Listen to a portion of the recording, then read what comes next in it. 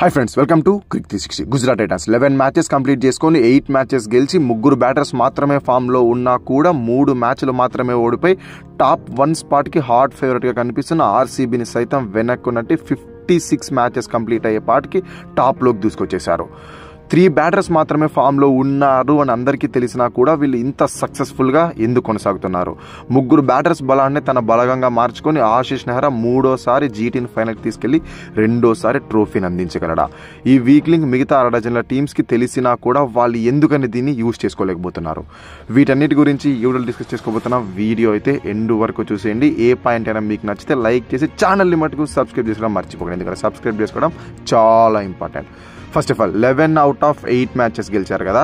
ఈ ముగ్గురు వల్లనే ఈ మ్యాచెస్ గెలుస్తున్నారు అనడానికి బెస్ట్ ఉదాహరణ ఏంటి అంటే వాళ్ళ టోటల్ అన్ని రన్స్ కలిపి టీమ్ టోటల్స్ అన్నింటినీ కూడితే వచ్చిన రన్స్ 2040. ఈ 2040 రన్స్లో ఈ ముగ్గురు బ్యాట్ నుంచినే 1517 రన్స్ వచ్చాయి. అంటే క్లోజ్ టు 75% రన్స్ ఈ ముగ్గురు నుంచినే వస్తున్నాయి. అండ్ ఆల్ ఇంపార్టెంట్ పాయింట్ ఏంటి అంటే వాళ్ళు టోటల్గా ఈ సీజన్లో 53 వికెట్స్ కోల్పోతే అందులో 28 వికెట్స్ ఈ ముగ్గురువే. జస్ట్ 1517 రన్స్ స్కోర్ చేయడానికి వీళ్ళు కేవలం 28 వికెట్స్ మాత్రమే కోల్పోతే మిగతా 523 రన్స్ స్కోర్ చేయడానికి ఏకంగా 25 వికెట్లు కోల్పోయారు. అంటే దీన్ని బట్టి అర్థం చేసుకోండి వీళ్ళకి ఎంత పెద్ద వీక్ లింక్ ఉందో middle order and lower middle order.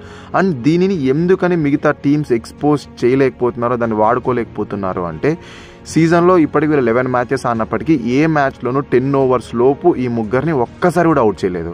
ఒకవేళ అదృష్టం బాగాలేక సాయి దర్శన్ పవర్ ప్లే లోపు అవుట్ అయితే 10 ఓవర్స్ వరకు శుభ్మాన్ గిల్ ఆడుతున్నాడు. 10 ఓవర్స్ తర్వాత జాస్ బట్లర్ 16 to 17 ఓవర్స్ దాకా ఆ ఇన్నింగ్స్ని బిల్డ్ చేసుకోగలుగుతున్నారు. ఇక లాస్ట్ 3 ఓవర్స్లో ఎవరు వచ్చి 10-15 రన్నులు కొట్టినా కూడా వాళ్ళకి కలిసి వస్తుంది. అంటే ముగ్గురు బ్యాటర్స్ ఫామ్లో ఉండేది ఎంత ఇంపార్టెంటో ఆ ముగ్గురు బ్యాటర్స్ ఇన్నింగ్స్ని ఫేజెస్ వైజ్ కంట్రోల్ చేయడం కూడా అంతే ఇంపార్టెంట్గా వాళ్ళకి మారుతూ వచ్చింది. ఒక్కసారి అజ్యూమ్ చేసుకోండి, ముగ్గురు బ్యాటర్సే గనక 16 ఓవర్స్ వరకు లేదా 17 ఓవర్స్ వరకు ఆడి ఆ ముగ్గురు బ్యాటర్స్ అవుట్ అయినా కూడా లాస్ట్లో మిగతా 7 బ్యాటర్స్ లేదా 4 బ్యాటింగ్ ఆప్షన్స్ ఉన్న ఆల్రౌండర్స్ వచ్చి ఒక 20-30 రన్స్ కొట్టలేరంటారా? ఈ ముగ్గురు నుంచినే ఒక 160-170 రన్స్ వస్తే లాస్ట్లో 30 రన్స్ వస్తే ఈజీగా 190-200 అవుతుంది. సో సింపుల్ ఈ సక్సెస్ మంత్రాన్ని పెట్టుకునే గుజరాత్ టైటన్స్ ఇప్పటిదాకా మ్యాచెస్ గెలుస్తూ వచ్చారు. అందుకనే అపోనెంట్ దీన్ని వీక్లింగ్స్గా మార్చుకోలేకపోతున్నారు.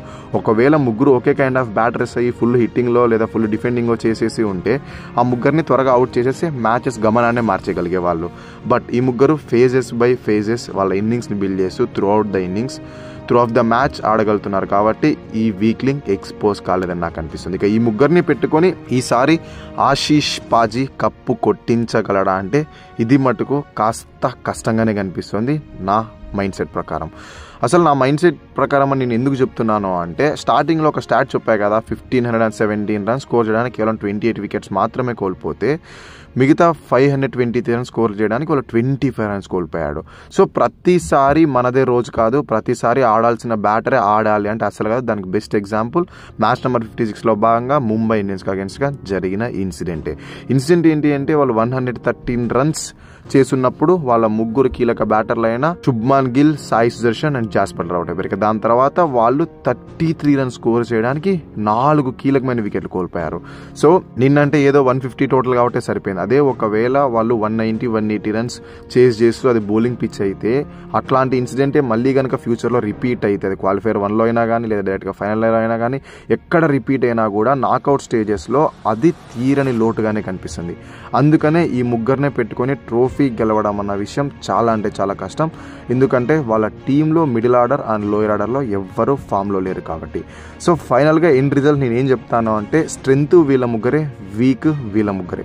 ఎందుకంటే వీళ్ళు ఆడితే గెలుస్తారు, వీళ్ళు ఆడకపోతే ఓడిపోతారు అన్నట్టు సిచ్యువేషన్ మారిపోయింది. కాబట్టి నిజంగానే ఈసారి ట్రోఫీ గెలవడం కాస్త కష్టంగానే మారుతుంది. ఏదైనా ఒక బ్యాడ్ డే ఉంది, ఆ బ్యాడ్ డేని నాకౌట్ మ్యాచ్ అయితే కనుక.